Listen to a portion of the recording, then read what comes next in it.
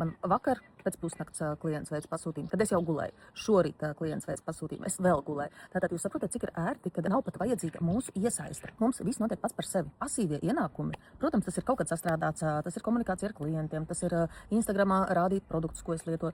Bet vispār kopumā, lai klients varētu pasūtīt produktu, es neesmu viņam vajadzīga.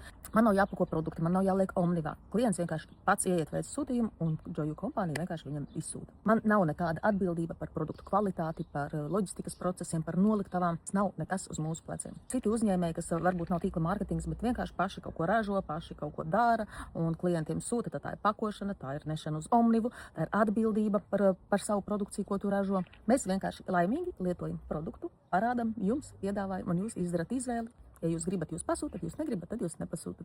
Ir klienti tādi, kas, piemēram, paši negrib ņemties, paši sūtīt. Ir tādi, kas vienkārši man paprasa pasūtīt man to un to, viņš man uzskaita naudu, un es vienkārši veicu noformēju pasūtījumu uz viņu tuvāko omnivu. Bet šajos laikos, kad ir krāpnieki, kad cilvēkiem netic, nekam vairs netic, tad šeit pastāv tas risks, kā tas ir, kad Ingūnai skaitīšu naudu uz goda vārda. Šeit tev ne par ko nav jāstraucās. Tu ej oficiālajā Joju internetu veikalā, veic savu pasūtījumu, pats norēķinies, tev nevienam nekur nav nauda jāskaita, mums ir normāls internetu veikals. Un tu tiec pie laba produkta, ja tev viņš patīk, tu atgriezies pēc produkta, un vēl vislabākajā gadījumā tu nāc par partneri pie mums.